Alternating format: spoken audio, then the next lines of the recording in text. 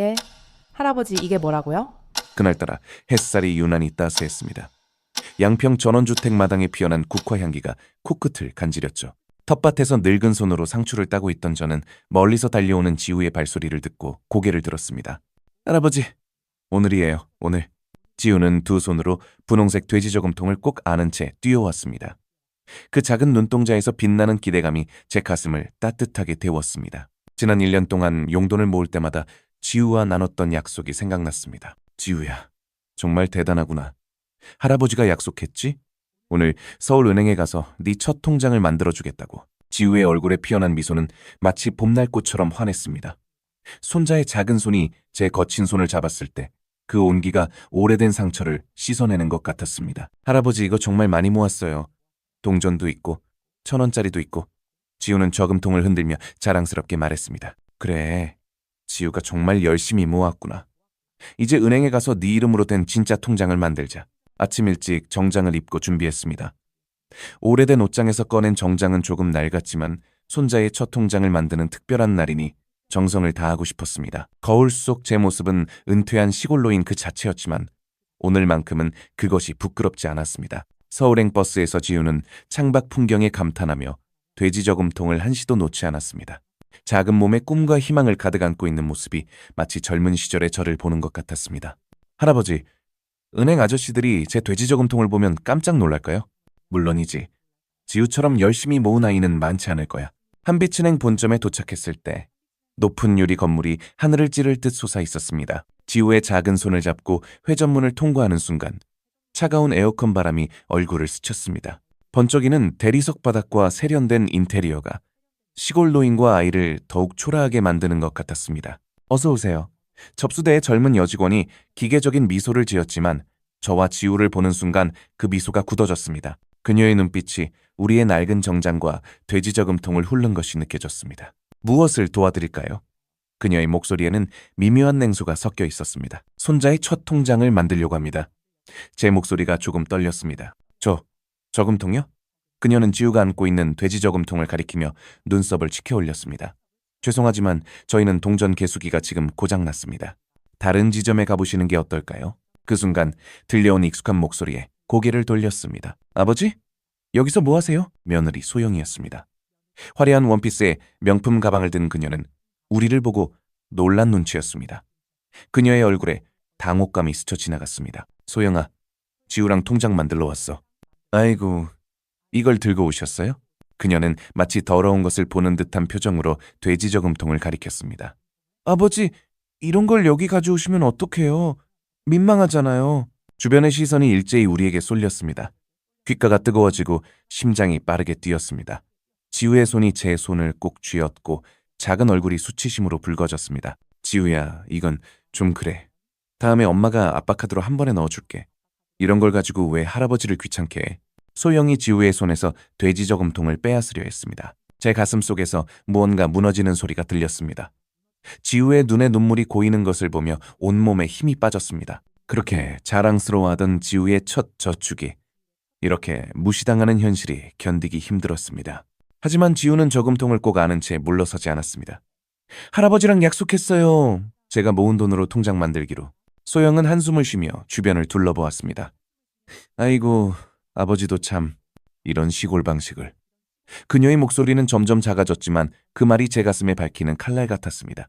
그 순간 제 안에서 무언가가 결심했습니다. 침묵 속에서 단단해지는 무언가가 있었습니다. 지우의 작은 손을 잡고 말없이 은행을 빠져나왔습니다. 태양이 내리쬐는 서울거리에서 저는 지우의 눈물을 닦아주며 속으로 다짐했습니다. 지우야, 괜찮아. 할아버지가 다시 데려올게. 그때는 달라질 거야. 버스에 오르며 창밖으로 보이는 은행 건물을 바라보았습니다.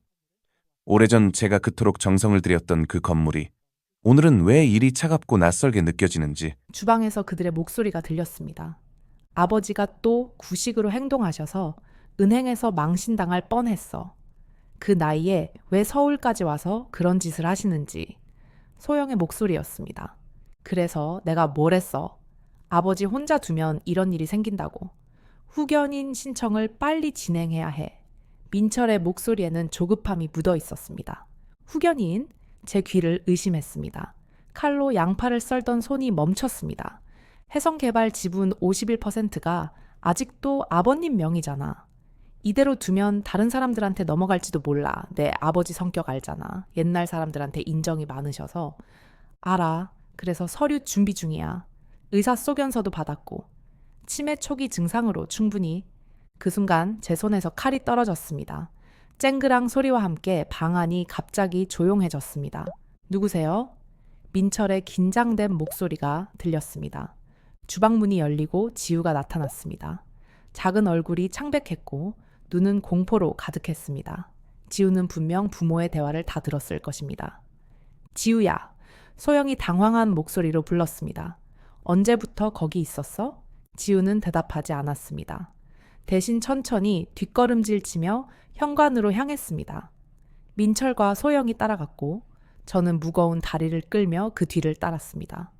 현관에서 지우는 신발을 신고 있었습니다. 작은 손이 떨리고 있었습니다. 지우야, 어디 가려고? 민철이 물었습니다. 할아버지한테 가요. 지우의 목소리는 작았지만 단호했습니다. 무슨 소리야? 할아버지는 여기 계시잖아. 소영이 달래듯 말했습니다. 지우는 고개를 저었습니다. 그 작은 눈에서 눈물이 흘러내렸습니다. 아빠, 엄마가 할아버지를 속이려고 해요. 할아버지는 아프지 않아요. 매일 텃밭도 가꾸시고 저한테 책도 읽어주시고. 민철의 얼굴이 굳어졌습니다. 지우야, 어른들 일에 끼어들지 마. 네가 이해할 수 있는 일이 아니야. 그 순간 지우의 작은 몸이 제 앞으로 뛰어와 안겼습니다. 떨리는 목소리로 외쳤습니다. 할아버지, 저 할아버지 지킬게요. 약속할게요. 그 말에 제 심장이 무너져 내렸습니다. 손자의 작은 등을 쓰다듬으며 목구멍에 뜨거운 것이 치밀어 올랐습니다. 분노와 슬픔, 그리고 깊은 배신감이 가슴을 태웠습니다. 여러분, 혹시 지금 어디서 보고 계신가요? 여러분의 이야기도 참 궁금합니다. 댓글로 들려주시면 고맙겠습니다. 구독과 좋아요는 제가 다음 이야기를 꺼낼 수 있는 따뜻한 응원이 되어줍니다. 민철은 당황한 기색이 역력했습니다. 아버지, 오해하지 마세요. 우리는 그저 아버지 건강이 걱정돼서. 그만해. 제 목소리는 나직했지만 단호했습니다. 더 이상 거짓말하지 마라. 소영이 끼어들었습니다. 아버님, 저희는 정말로 걱정해서. 내가 언제부터 치매였지? 질문을 던졌습니다. 의사는 누구를 만났고 소견서는 어디서 받았어? 두 사람의 얼굴이 창백해졌습니다. 침묵이 방 안에 무겁게 내려앉았습니다.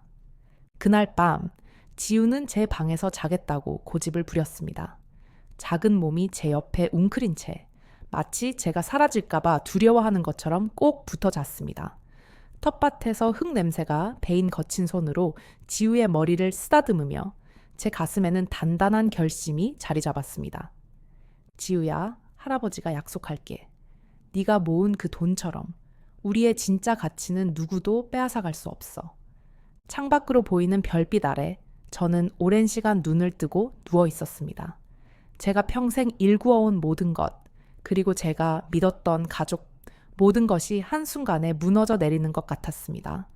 하지만 그 폐허 속에서도 지우의 순수한 마음만은 빛나고 있었습니다. 다음 날 아침 일찍 눈을 떴습니다. 지우는 아직 곤히 자고 있었습니다. 그 작은 얼굴에는 평온함이 깃들어 있었지만 어제의 사건이 제 마음속에 깊은 상처를 남겼습니다. 조용히 일어나 주방으로 향했습니다. 커피를 내리는 동안 현관종이 울렸습니다. 이른 아침에 누구일까 궁금했습니다. 문을 열자 오래된 얼굴이 보였습니다. 윤기훈, 제 전 운전기사였습니다. 회장님, 그가 공손히 인사했습니다. 20년도 더 된 호칭이 귓가에 생소하게 울렸습니다. 기훈 씨, 여기까지 어쩐 일인가? 어제 은행에서 있었던 일을 들었습니다.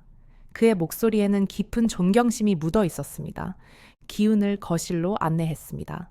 그는 이제 68세 한빛은행의 고문이 되어 있었지만 제 눈에는 여전히 30대의 성실한 운전기사 모습이 겹쳐 보였습니다. 누구한테 들었나? 커피를 건네며 물었습니다. 은행 직원들 사이에서 소문이 났습니다. 해성개발의 정혜성 회장이 손자와 함께 돼지 저금통을 들고 왔다가 홀대받았다고요. 가슴이 뜨거워졌습니다. 그런 수치스러운 일이 소문까지 났다니. 기우는 진지한 표정으로 말을 이었습니다. 회장님, 그들은 모릅니다. 자신들이 누구를 무시했는지를. 그의 말에 쓴웃음이 나왔습니다. 알 필요도 없지. 난 이제 그저 텃밭이나 가꾸는 노인일 뿐이야. 그렇지 않습니다. 기훈의 목소리가 단호해졌습니다. 회장님은 여전히 한빛은행 최대 주주십니다. 은행장 한상범도 회장님 장학금으로 서울대를 나온 사람이고요. 과거의 기억이 물밀듯이 밀려왔습니다. 70년대 말 작은 건설 회사를 시작했던 그 시절, 아무도 저를 믿지 않았을 때 저는 사람에 투자했습니다. 가난한 운전기사 기훈에게 대학 학비를 지원했고, 촉망받는 대학생 한상범에게도 장학금을 주었죠. 그때 회장님께서 저에게 하신 말씀 기억합니다. 기훈의 눈가에 주름이 깊게 패였습니다. 기훈아, 진짜 재산은 통장에 있는 게 아니라 사람의 마음속에 있는 거다. 그 말씀이 제 인생을 바꿨습니다. 창밖으로 아침 햇살이 비치고 있었습니다. 텃밭의 채소들이 이슬을 머금은 채 반짝이고 있었습니다. 회장님, 저는 회장님을 아버지처럼 생각해 왔습니다. 한상범 은행장도 마찬가지고요. 우리뿐만 아니라 회장님께서 도움을 주신 많은 사람들이. 그의 말에 가슴이 뭉클해졌습니다. 제가 심은 씨앗들이 이렇게 자라 있었던 것입니다. 아들 민철이 무슨 계획을 하고 있는지 압니다. 기훈이 조심스럽게 말을 꺼냈습니다. 후견인 신청, 그리고 회사 지분 문제, 놀라움에 눈이 커졌습니다. 어떻게 알고 있지? 은행에서 대출 상담을 했더군요. 해성개발 지분을 담보로. 가슴이 무거워졌습니다. 아들의 배신이 이토록 깊었다니. 회장님, 은행에 오셔야 합니다. 진짜 모습을 보여주셔야 해요. 사람들이, 특히 민철 씨가 깨달아야 합니다. 회장님의 진정한 가치를. 기훈의 말이 가슴에 와닿았습니다. 은퇴 후 잊고 있던 무언가가 다시 깨어나는 느낌이었습니다. 그 순간 지우가 잠에서 깨어 거실로 나왔습니다. 할아버지? 아직 잠에 취한 목소리로 불렀습니다. 지우야, 이리 오렴. 할아버지 오랜 친구 기훈 아저씨야. 지우는 수줍게 인사했습니다. 기훈은 미소 지으며 지우를 바라보았습니다. 지우 군, 네, 돼지 저금통 정말 대단하구나. 그 용기가 어른들에게도 큰 깨달음을 줬어.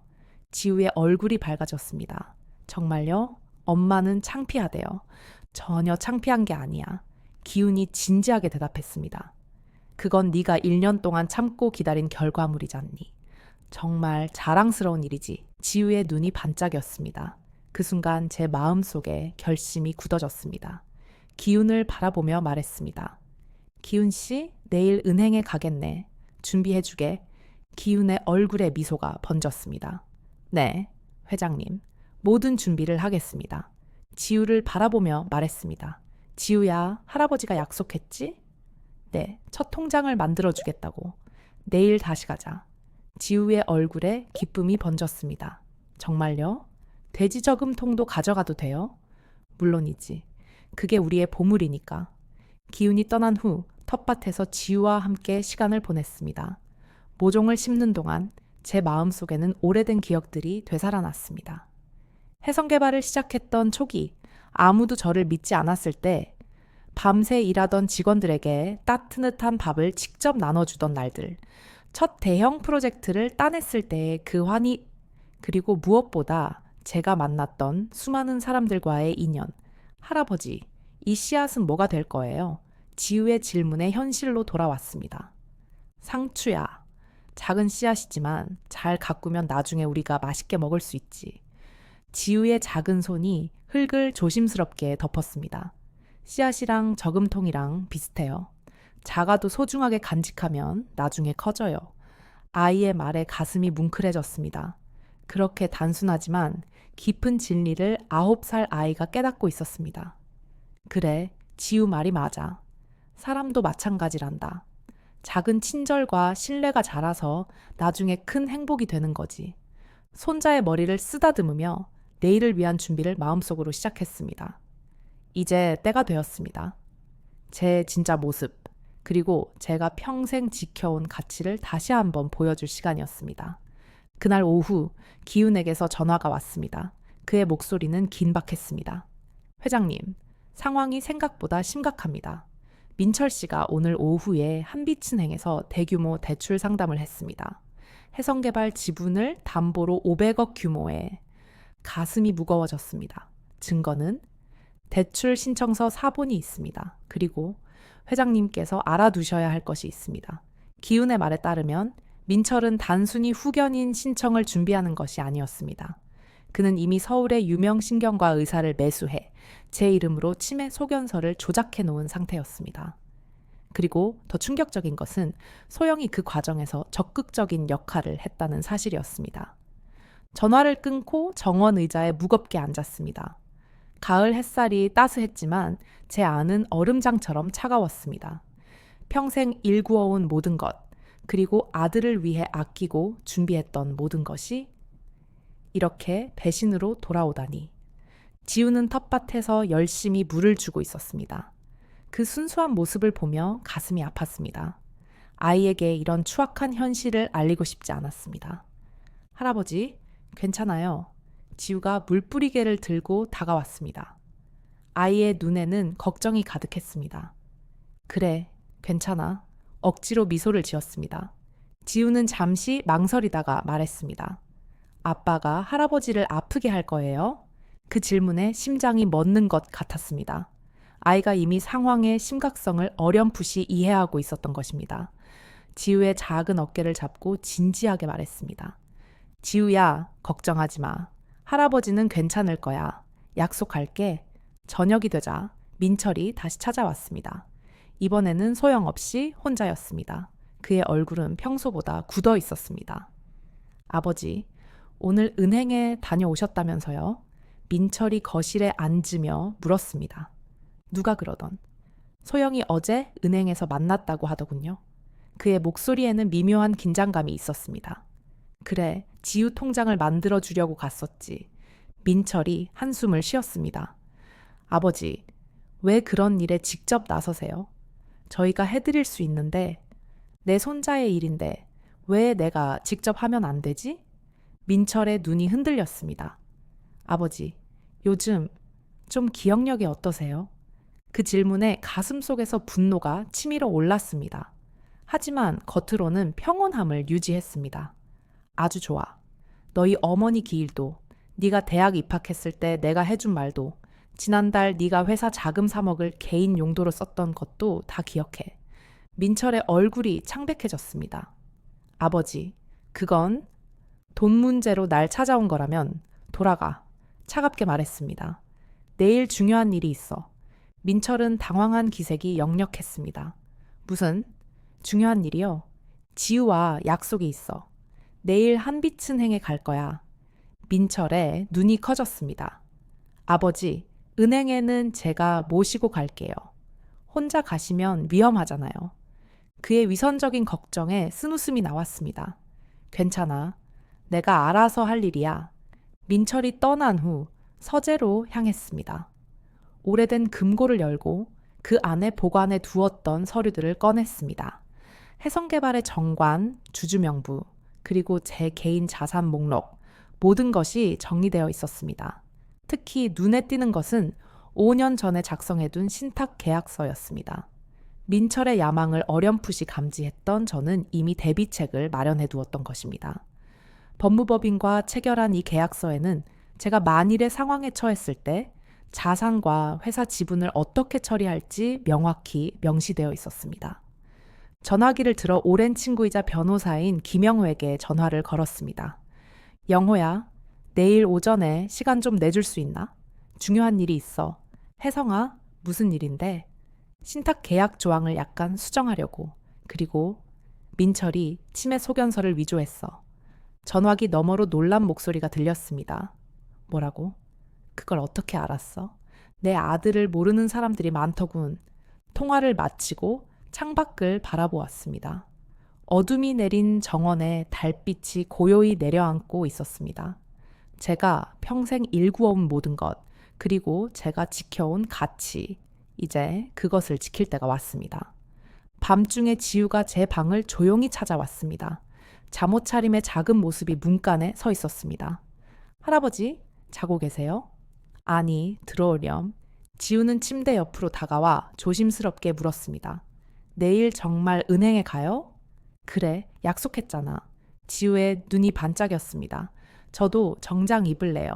할아버지처럼요. 가슴이 뭉클해졌습니다. 그래, 지우도 정장 입자. 멋진 신사 2명이 은행에 가는 거지. 지우가 기쁨에 겨워 제 목을 안았습니다. 그 작은 온기가 제 굳은 마음을 녹이는 것 같았습니다. 할아버지, 사랑해요. 나도 지우를 사랑한다.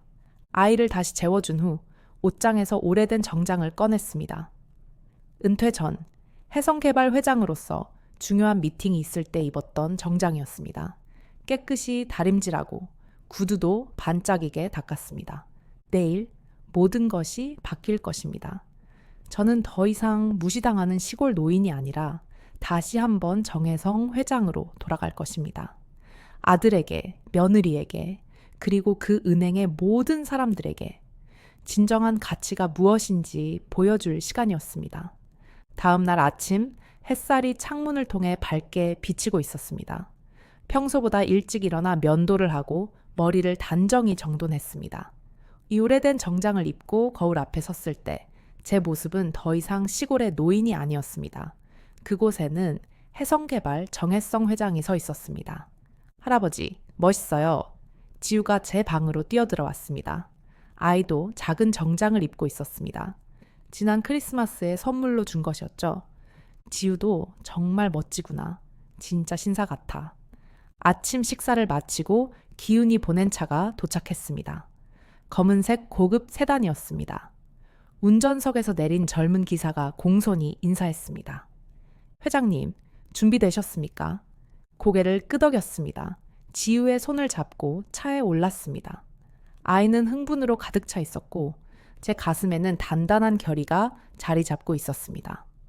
할아버지, 오늘은 엄마가 저희를 무시 못할 거예요. 그렇죠? 지우의 말에 미소를 지었습니다. 그래, 오늘은 모든 게 달라질 거야. 서울로 향하는 길은 평소보다 더 선명하게 느껴졌습니다. 창밖으로 지나가는 풍경들, 높은 빌딩들, 바쁘게 오가는 사람들, 모든 것이 제 눈에 또렷이 들어왔습니다. 한빛은행 본점에 도착했을 때 기훈이 이미 입구에서 기다리고 있었습니다. 그와 함께 한상범 은행장도 있었습니다. 두 사람의 표정은 진지했습니다. 차에서 내리자 한상범이 깊이 허리를 숙였습니다. 회장님, 오랜만에 뵙습니다. 상범 씨, 건강해 보이는군. 악수를 나누었습니다. 은행 안으로 들어서자 어제와는 완전히 다른 분위기가 느껴졌습니다. 직원들이 일제히 고개를 숙이고 인사했고 VIP 전용 접수대로 안내되었습니다. 접수대에 있던 직원은 제가 누군지 알아보지 못했습니다. 어제 저를 무시했던 바로 그 여직원이었죠. 어서 오세요. 무엇을 도와드릴까요? 그녀의 미소는 여전히 기계적이었습니다. 통장을 만들려고 합니다. 차분히 말했습니다. 네, 신분증 좀 보여주시겠습니까? 신분증을 건네자 그녀의 표정이 급격히 변했습니다. 이름을 확인한 순간 그녀의 얼굴이 창백해졌습니다. 정혜성 회장님이십니까? 그녀의 목소리가 떨렸습니다. 고개를 끄덕였습니다. 어제도 왔었습니다. 손자의 돼지 저금통을 가지고 그녀의 얼굴이 순식간에 붉어졌습니다. 어제의 기억이 되살아난 것이 분명했습니다. 정말 죄송합니다, 회장님. 저는 몰랐습니다. 괜찮습니다. 사람은 누구나 실수를 할 수 있으니까요. 그 순간 은행 안이 술렁이기 시작했습니다. 직원들이 수군거리며 저를 향해 시선을 던졌고 몇몇 간부들이 급히 다가왔습니다. 회장님, BP룸으로 안내해드리겠습니다. 한 중년 남성이 공손히 말했습니다. 지우의 손을 잡고 BP룸으로 향했습니다. 그곳에는 이미 은행장과 몇몇 고위 임원들이 기다리고 있었습니다. 그리고 놀랍게도 민철과 소영도 있었습니다. 두 사람의 얼굴은 충격으로 굳어 있었습니다. 아버지? 민철이 믿을 수 없다는 듯 물었습니다. 민철아, 왔구나. 평온하게 인사했습니다. 소영은 말을 잇지 못한 채 저를 바라보고 있었습니다. 은행장이 자리에 앉도록 안내했습니다. 테이블 위에는 이미 준비된 서류들이 놓여 있었습니다. 회장님, 어제 있었던 일에 대해 진심으로 사과드립니다. 은행장이 고개를 숙였습니다. 저희 직원들이 회장님을 알아보지 못했습니다. 괜찮습니다. 중요한 건 그게 아니니까요. 테이블 위 서류를 집어들었습니다. 제 계좌 잔액 명세서였습니다. 500억이 넘는 금액이 표시되어 있었습니다. 이 계좌에서 모든 금액을 인출하고 싶습니다. 팡! 아니 순식간에 조용해졌습니다. 은행장의 표정이 굳어졌습니다. 회장님, 그 정도 금액이면 사전 요청이 어제 이미 기훈 씨를 통해 통보했습니다. 준비되어 있겠죠? 은행장이 당황한 기색으로 기훈을 바라보았습니다. 기훈은 고개를 끄덕였습니다. 네, 회장님. 준비되어 있습니다. 민철이 자리에서 벌떡 일어났습니다. 아버지, 무슨 일입니까? 왜 갑자기 그런 결정을? 네가 더 잘 알지 않을까? 차분히 대답했습니다. 내 치매 소견서는 잘 준비됐나? 민철의 얼굴이 창백해졌습니다. 소영은 자리에서 일어나 서둘러 나가려 했지만 문이 열리자 변호사 김영호가 들어왔습니다. 늦지 않았나? 영호가 웃으며 물었습니다. 정시에 왔네. 대답했습니다. 영호는 서류 가방을 테이블 위에 올려놓고 열었습니다. 여기 민철 씨가 준비한 위조 소견서와 원본 의사의 진술서가 있습니다. 그리고 해성개발 지분 관련 서류도요. 민철이 의자에 털썩 주저앉았습니다. 그의 얼굴에는 공포와 당혹감이 뒤섞여 있었습니다. 아버지, 이건 그가 더듬거렸습니다. 민철아, 네가 회사를 키우고 싶은 마음은 이해한다. 하지만 이런 방식으로는 안 돼. 소영이 끼어들었습니다. 아버님, 저희는 단지 아버님의 건강이 걱정돼서 더 이상 거짓말은 그만해. 소영을 바라보았습니다. 그녀의 눈이 흔들렸습니다. 지우가 제 옆에서 조용히 모든 상황을 지켜보고 있었습니다. 작은 손이 제 손을 꼭 쥐고 있었습니다. 지우야, 돼지 저금통 가져왔니? 지우에게 물었습니다. 지우는 고개를 끄덕이며 가방에서 분홍색 돼지 저금통을 꺼냈습니다. 방 안의 모든 사람들이 그 저금통을 바라보았습니다. 이 아이가 한 년 동안 모은 돈입니다. 매주 용돈을 아끼고 심부름을 해서 번 돈이죠. 어제 이 은행에서는 이런 정성과 노력을 무시했습니다. 은행장과 직원들의 얼굴이 부끄러움으로 붉어졌습니다. 하지만 더 중요한 건 우리 가족도 이 아이의 마음을 무시했다는 겁니다. 민철과 소영이 고개를 숙였습니다. 지우의 저금통을 테이블 위에 올려놓았습니다. 오늘 이 아이 이름으로 첫 통장을 만들겠습니다. 그리고 내 500억도 함께 옮기겠습니다. 방 안이 다시 술렁였습니다. 은행장이 당황한 목소리로 물었습니다. 회장님, 정확히 어떤 의미이신지. 이 아이 이름으로 된 교육 신탁을 설립하려 합니다. 500억 전액을 그 신탁에 넣겠습니다. 민철의 얼굴이 더욱 창백해졌습니다. 아버지, 그건 걱정 마라. 내 목도 있어. 민철을 바라보았습니다. 해성개발 지분 중 21%는 내게 남겨둘 것이다. 단, 조건이 있다. 민철이 긴장한 표정으로 물었습니다. 어떤 조건이요? 이 아이처럼 정직하게 살아라. 그게 전부다. 방 안에 무거운 침묵이 내려앉았습니다. 지우는 모든 것을 이해하지는 못하지만 무언가 중요한 일이 일어나고 있다는 것을 직감하는 듯 했습니다. 작은 얼굴에는 진지함이 가득했습니다. 할아버지, 지우가 조용히 불렀습니다. 우리 통장 만들어요? 미소를 지으며 지우의 머리를 쓰다듬었습니다. 그래, 이제 만들자. 그날 한빛은행 본점에서는 2개의 통장이 만들어졌습니다. 하나는 9살 소년의 첫 통장, 다른 하나는 500억 원이 담긴 교육 신탁 계좌였습니다. 그리고 그 둘 다 같은 이름을 담고 있었습니다. 정지우, 저의 손자. VIP 룸에서 나와 은행 로비로 향했습니다. 모든 직원들의 시선이 저와 지우에게 쏠렸습니다. 더 이상 무시하는 눈길이 아니라 존경과 놀라움이 담긴 시선이었습니다. 지우는 제 손을 꼭 잡고 걸으며 자랑스러운 표정을 짓고 있었습니다. 은행장이 저희를 따라왔습니다. 회장님, 점심 식사라도 대접해 드리고 싶습니다. 고맙지만 오늘은 지우와 함께 시간을 보내고 싶습니다. 은행을 나서려는 순간 민철과 소영이 급히 따라왔습니다. 민철의 얼굴은 여전히 창백했지만 이제 그의 눈에는 후회의 빛이 깃들어 있었습니다. 아버지, 그가 떨리는 목소리로 불렀습니다. 걸음을 멈추고 돌아보았습니다. 민철은 말을 잇지 못하고 고개를 숙였습니다. 소영도 마찬가지였습니다. 괜찮아, 민철아, 부드럽게 말했습니다. 우리 집에서 저녁 먹자. 할 이야기가 많구나. 지우와 함께 은행을 나와 근처 공원으로 향했습니다. 가을 햇살이 따스하게 내리쬐는 공원 벤치에 앉아 지우가 좋아하는 아이스크림을 사주었습니다. 할아버지, 오늘 우리가 이겼어요. 지우가 아이스크림을 핥으며 물었습니다. 그 순수한 질문에 웃음이 나왔습니다. 이기고 지는 게 아니야, 지우야. 우리는 그저 진실을 보여준 거란다. 아빠랑 엄마는 이제 할아버지를 아프게 안 할 거예요.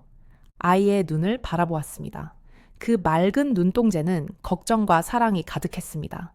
제 손으로 지우의 머리카락을 쓰다듬었습니다. 그래, 이제 괜찮을 거야. 네 아빠도 많이 배웠을 테니까.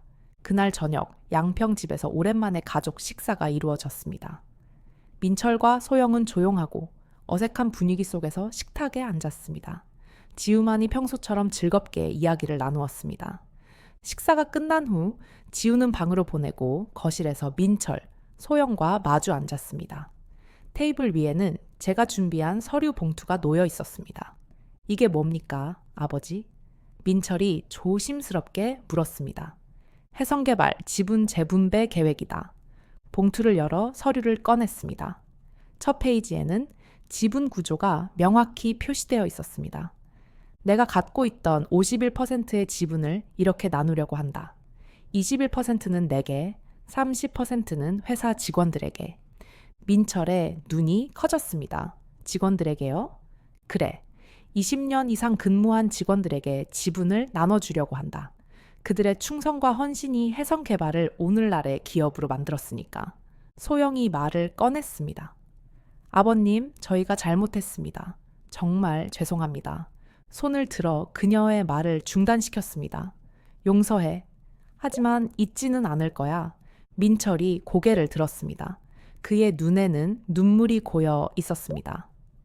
아버지, 제가 너무 욕심을 부렸습니다. 회사를 더 크게 키우고 싶었고 아버지의 방식이 너무 구식이라고 생각했습니다. 민철아, 회사를 키우는 것은 좋은 일이다. 하지만 그 방법이 중요하지. 사람을 밟고 올라서는 성공은 오래가지 못한다. 창밖으로 보이는 어둠 속에서 별들이 반짝이고 있었습니다. 오랜 시간 쌓인 불신과 오해가 조금씩 풀리는 것 같았습니다. 내가 평생 지켜온 원칙이 있다. 천천히 말을 이었습니다. 사람이 먼저다. 돈과 성공은 그 다음이야. 네가 그걸 이해하길 바란다. 민철이 고개를 숙였습니다.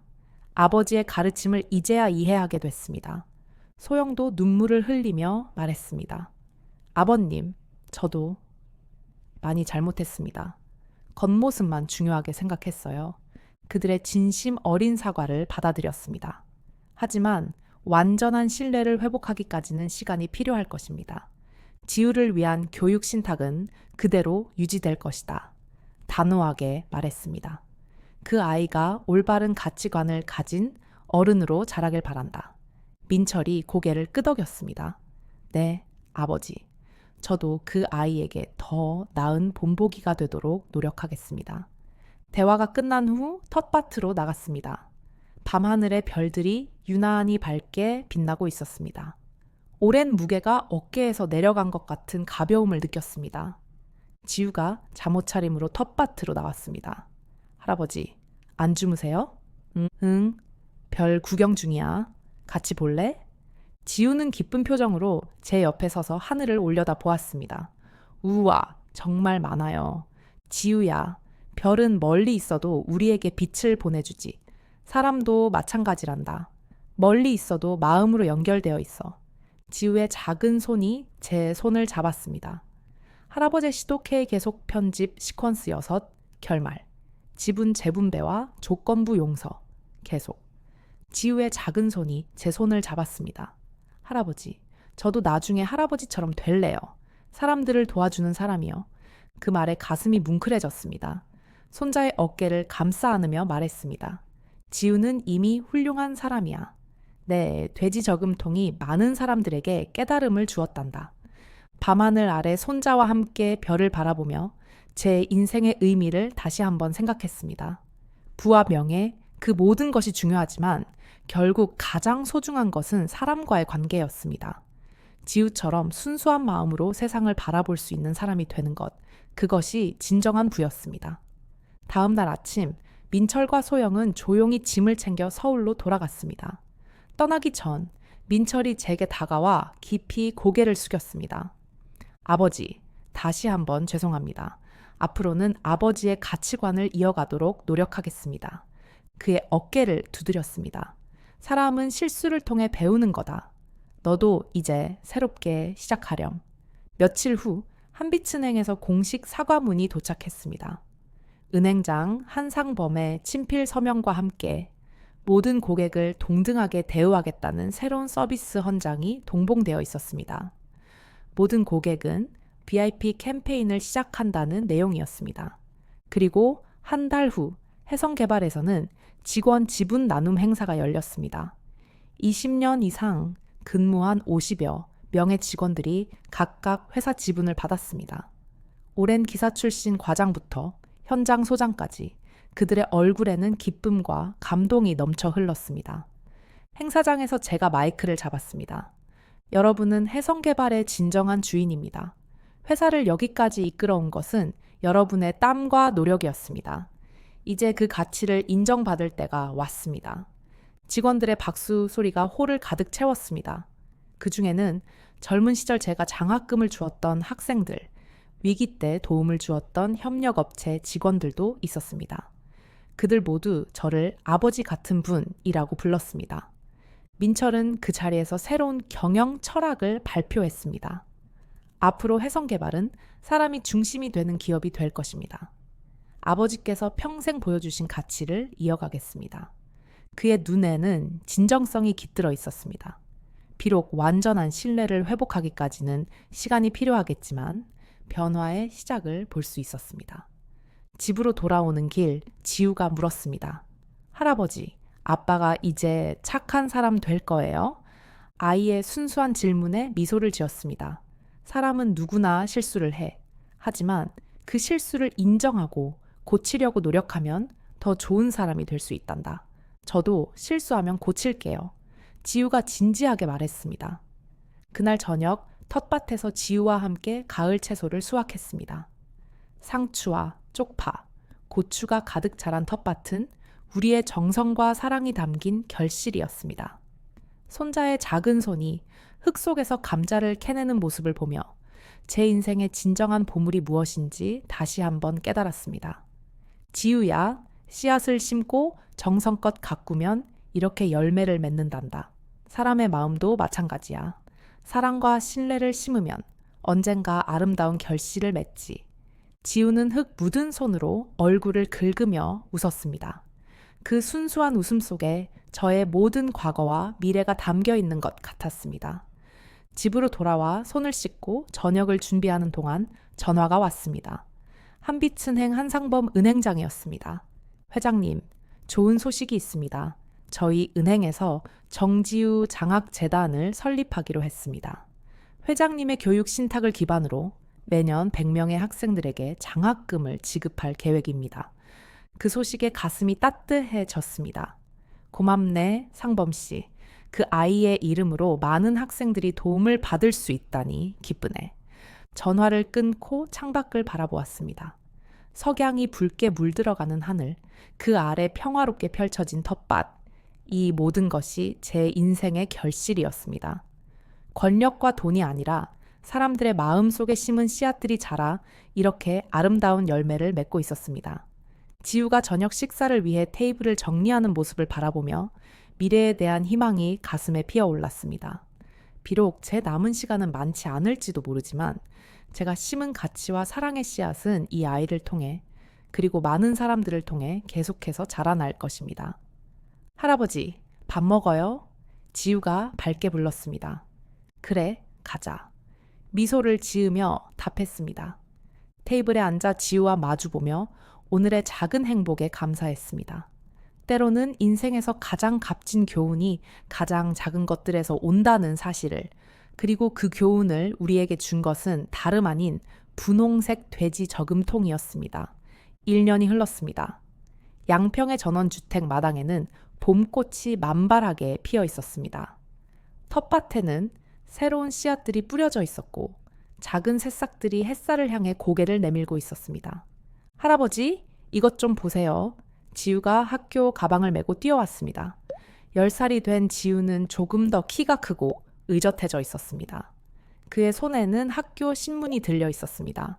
뭔데? 지우야. 상추를 가꾸던 손을 털고 일어났습니다. 지우는 신문을 펼쳤습니다.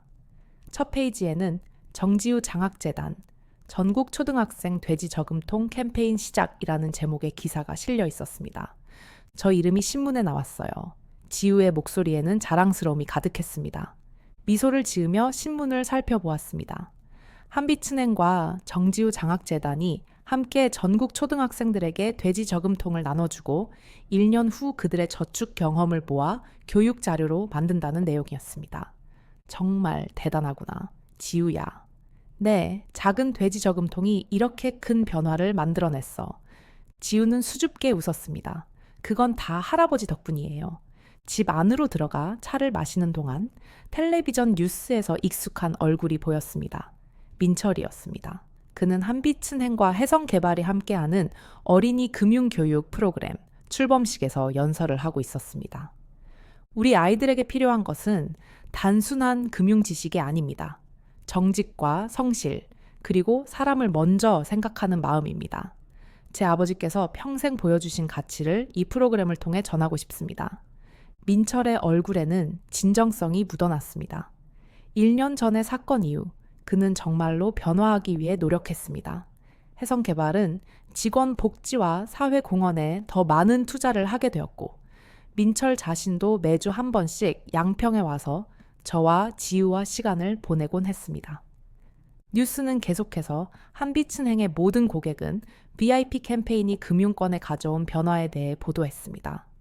돼지 저금통을 들고 온 어린 소년을 무시했던 그 사건이 은행의 서비스 문화를 완전히 바꿔놓았다는 이야기였습니다. 할아버지, 우리가 정말 세상을 바꿨어요? 지우가 진지한 표정으로 물었습니다. 그 질문에 잠시 생각에 잠겼습니다. 세상을 바꾼 건 내 용기였어. 지우야. 네가 그 돼지 저금통을 끝까지 포기하지 않았기 때문에 가능했던 일이야. 그래도 처음에는 무서웠어요.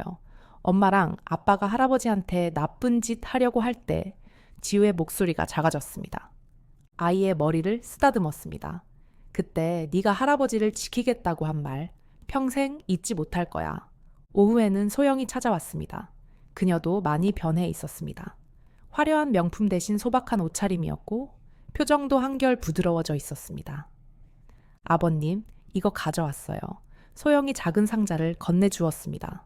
상자를 열자 DVD 한 장이 들어있었습니다. 돼지 저금통이 바꾼 세상이라는 제목의 다큐멘터리였습니다. 제가 유튜브 채널에서 이 이야기를 다큐로 만들었어요. 사람들이 정말 많이 공감하더라고요. 소영의 유튜브 채널은 이제 단순한 뷰티 콘텐츠가 아닌 진정한 가치와 의미를 전하는 플랫폼으로 변화해 있었습니다. 그녀의 변화도 놀라웠습니다. 고맙구나, 소영아. 진심으로 말했습니다. 그날 저녁 우리 가족은 오랜만에 모두 모여 소영이 만든 다큐멘터리를 함께 보았습니다.